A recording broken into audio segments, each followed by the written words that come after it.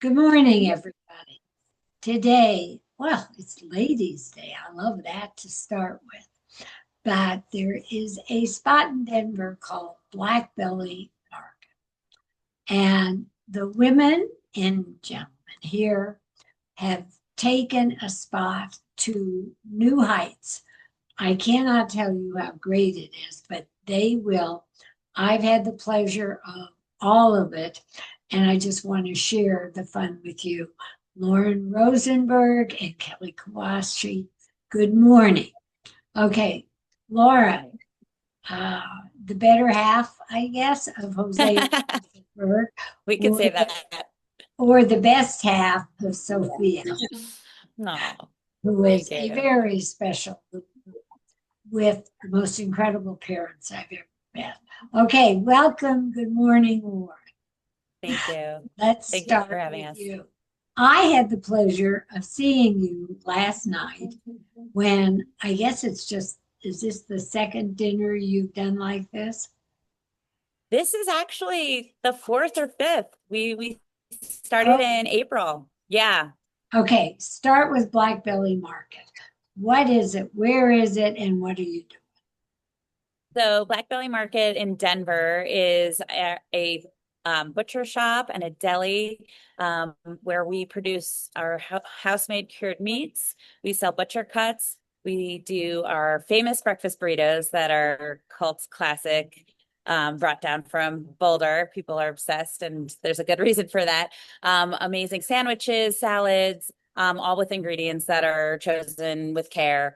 And what we've most recently rolled out this past April, and we're doing on a bi-weekly basis now, are our Black Belly Bistro nights. So we normally are a daytime operation from 7 a.m. to 3 p.m., but on select Thursday evenings, starting at 5 p.m., we turn our beautiful butcher shop into a fun little bistro where we're rotating menus that are centered around steak frites using Kelly's amazing Wagyu Denver cuts of beef, some herbed frites, and simple salad.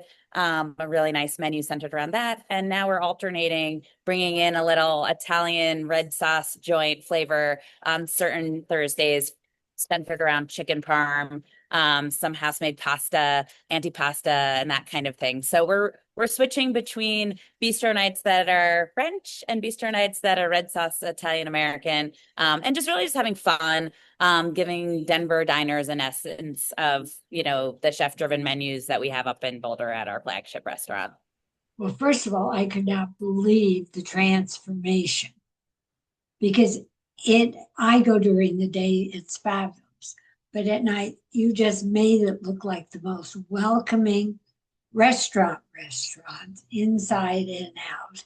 And the food was outrageous. I had steak frites.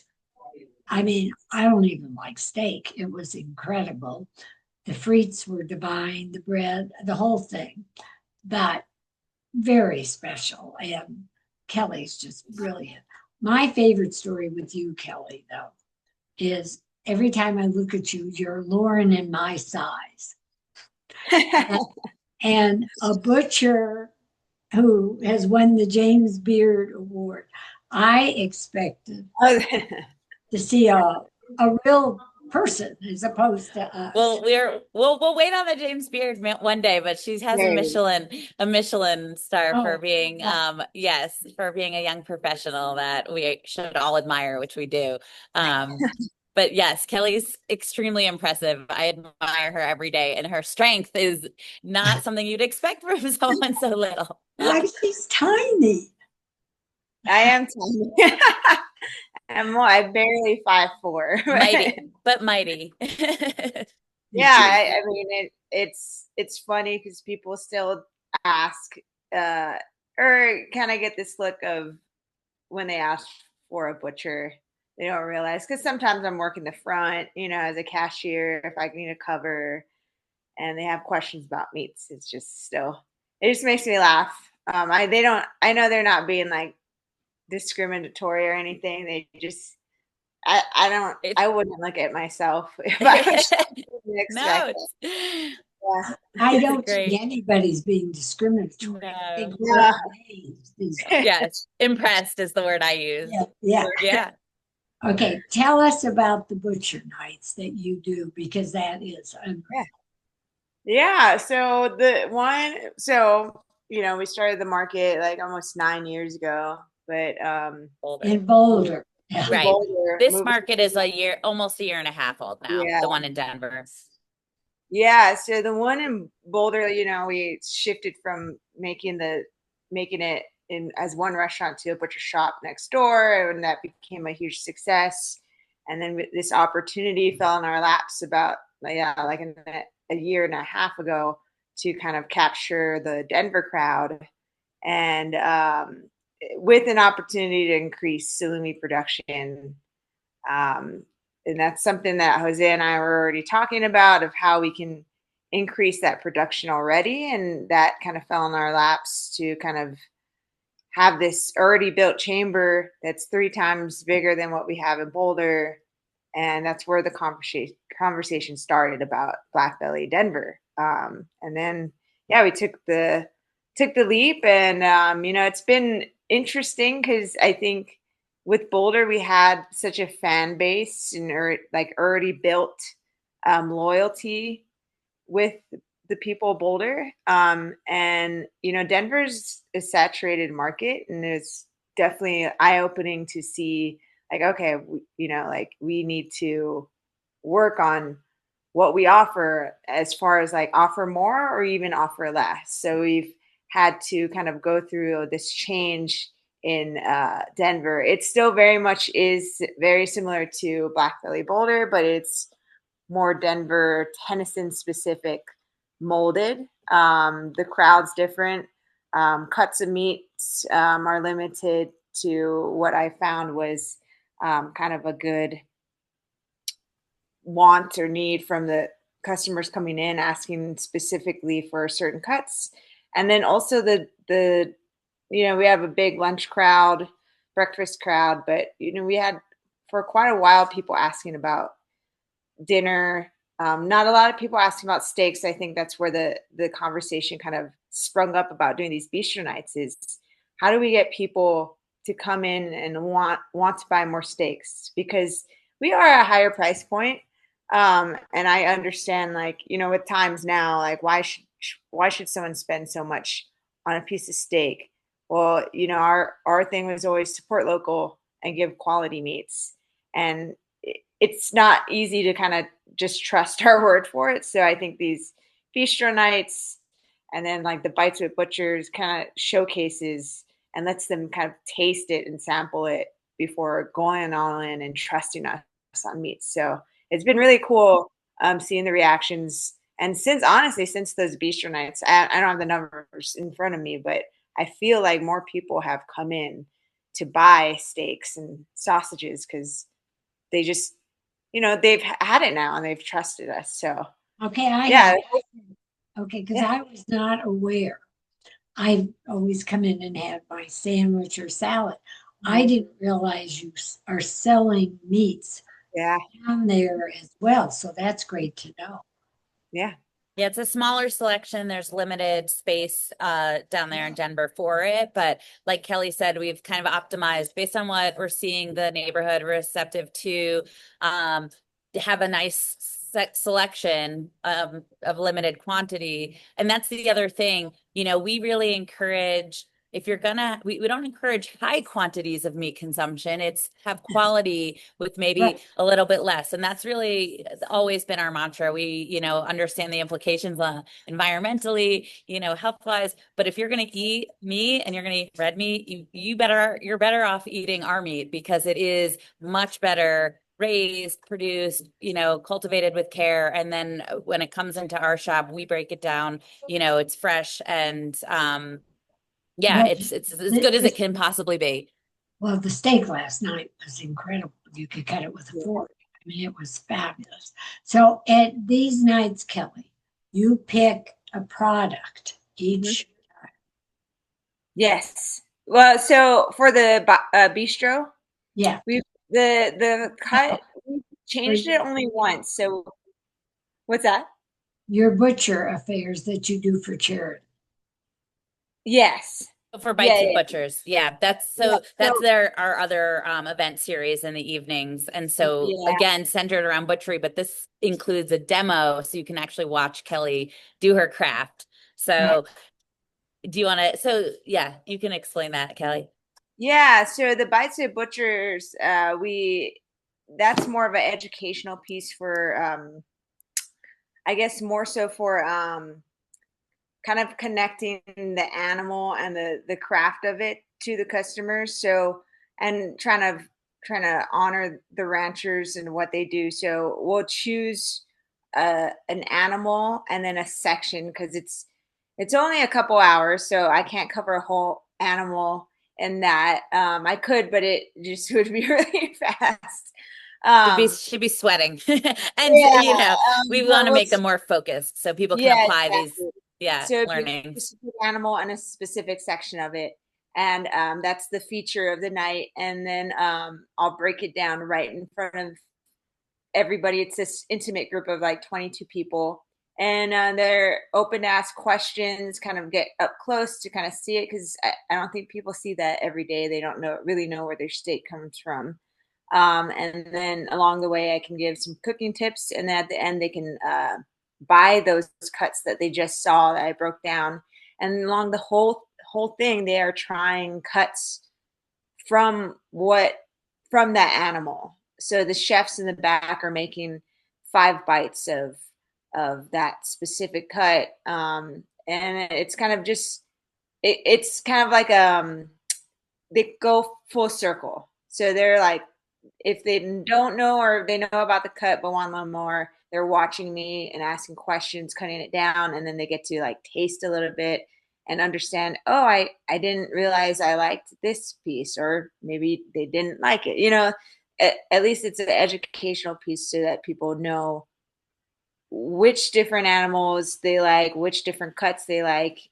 Um, and yeah, it just kind of broadens their minds to buying meat and sourcing locally because we've had, and you were there, I believe, I for was the saying, lamb with Clint was there. right. And when our ranchers are there to alongside us, it gives a whole nother perspective as well because they're talking about their lives and like the agricultural life and what things they have to go through to raise the animal. So it's a really cool couple hours of just learning, eating, and kind of mingling. Yeah. And then I yeah, go on. go on. One other component that when we started doing these, that we really were excited about is tying a different local charity to each event. So Right. that so we'll partner up with the charity so that they can also um, get some awareness and engage with people in the community alongside us. And then we can donate from the product sales and the ticket sales back to that particular charity. It's just meant to be just a nice community connecting kind of experience. Um, so Well, I can say the interaction was great. My husband was a cowboy, so I had all sorts of questions. The Yeah. lamb you prepared Hmm. was awesome. And Yeah. I mean, I could never make anything like that. And the charity was a different one each time, but Yeah. that's great too. And this coming March not 30th, July 30th, yes, July, I'm sorry, is our next one. is the food bank. And Mm. I do a lot. They need help right now. Well, funds being lost, and it was wonderful. And I think it's pork, but I'm not sure. It is. Yes, it It's is. for middle section, so you'll have we'll feature the loin, Belly. belly. It has the St. Louis ribs on there and some Ooh, I can hardly wait. flank skirt. Yeah, the chef has sent Lauren and I Yeah, and management the menu. We won't reveal it just yet, yeah. but it sounds I really can, good. It'll be delicious. It's Yeah. yeah.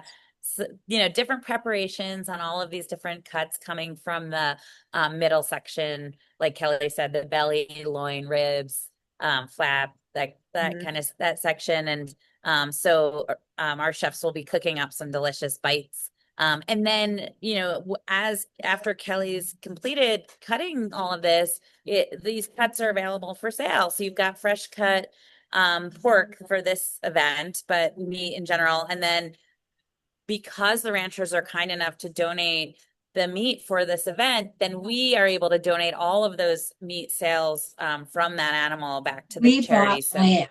The yep. last. Yeah, you did. I think it was a leg or something. You got a lamb leg.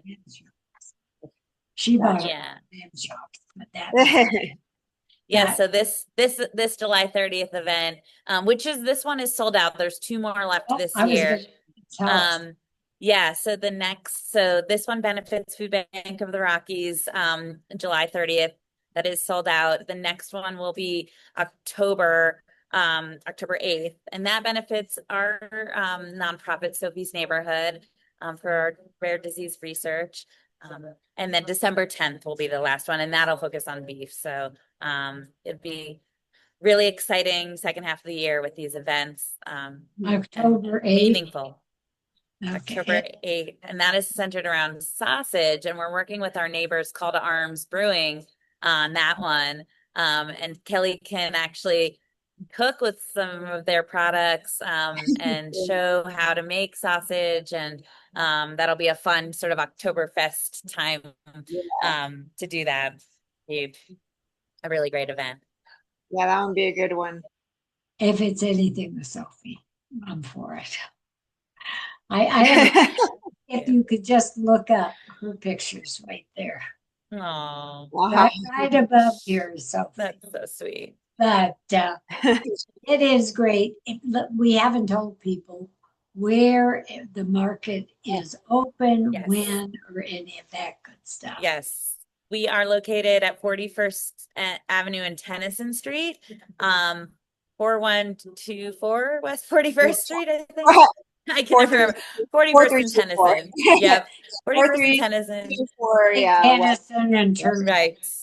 And our general hours are 7 a.m. to 3 p.m. from Tuesday to Sunday. We're only closed on Monday. And then our special events always start at 5. So you just have to keep an eye on the schedule for that. But they're on select Wednesdays and Thursdays throughout each month. You don't take reservations even for the dinners. No reservations for the dinners, tickets for the butchery demos, though. So those are on our website at blackbelly.com. You can find all of our events at the events page. And all the tickets are available there. But for our bistro nights, you just come and show up at 5. If there's a wait, we can take down your number, and there's been waiting list, but we'll get you set real quickly. Yeah. Everything is fabulous. And we're talking about the market, the Blackbelly in Boulder. It's probably one of the best restaurants you will find any place. And your bread that you make every day, oh my God. That's all our Baker Z. Our head baker is a magician, and what he produces is so good. It's beyond. And every time I eat anything we make, I always come back to the bread, and I'm like, this is as good as anything else we do. Well, after I finished the chocolate chip cookie last night and the corn cookie, guess who finished the bread? And that was after dinner, by the way. I believe it. Sounds like a perfect dessert. However, someday I must have the pastry chef on as well, or the baker. But you have done an amazing job. Is there anything we haven't told? Let's give Blackbelly's hours so people know. In Boulder, our market is 7 days a week, and we're open at 7 a.m. We close 6 p.m. During the week, and I think 4 p.m. on the weekends. So we're open every day up in Boulder. Our restaurant, which is attached to the market under the same roof, is for dinner only, and we are 7 days a week starting at 4 p.m. And it's divine. Lots going on. We're never a dull moment. Have we missed anything? They have great wine, drinks, and all that. And you do have wonderful wines even at the market. In the market. Yep. Yeah, we do. Yeah. We're pleased to be able to serve wine during those special events too. And but yeah, we've got wine and beer and all kinds of lemonades too. Right now we're making a bunch of different like mint lemonade and Arnold Palmer and lots of fresh juices. So you can get all that too from the beverage side. And pick out some little things in the refrigerator to take home and pretend like you know how to cook. Yeah, we got a huge salami selection. So come on in for that. Well, you are all amazing. And to everybody watching, you got to get there. But please like and subscribe to the Gabb. That's GABB / Gabby Gourmet. On YouTube, I'm just plain Gabby Gourmet. Facebook, Instagram, you'll see this there. And you'll see me at Blackbelly every chance I get. And when I wrote about it, everybody's writing, I didn't know. Why couldn't I go? Well, okay, anytime. And I hope you do more dinners because it was just a joy. And Luke, GM down there, does an amazing job. Great. I He's the mean, heart and soul of that place, to be honest. you did not know that you don't do dinner there all the time. You know, service was great. The people could not have been more adorable. So great job, great people. Yeah. Thank you for all. Thank you so much. And we love it, and we love that you love it too. So we'll keep on going. Oh yeah, you could go without me, but I know I'm there. But I'm just saying you're good enough. You don't.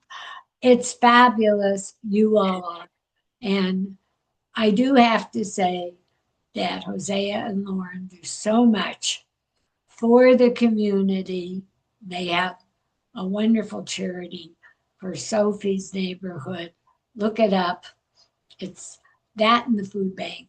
Well, I'll start to cry. I won't cry, but both. And what you all do, you're the most amazing parents and couple I've ever seen.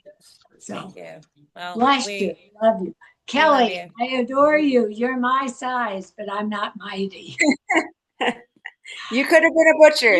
You are mighty. Yeah, the only thing I can butcher is what I cook. Not much. Enjoy your weekend. Thank you. Thank you so much for having us, Gabby. Great to chat with you. Bye-bye. Much love. All right, bye-bye. Bye.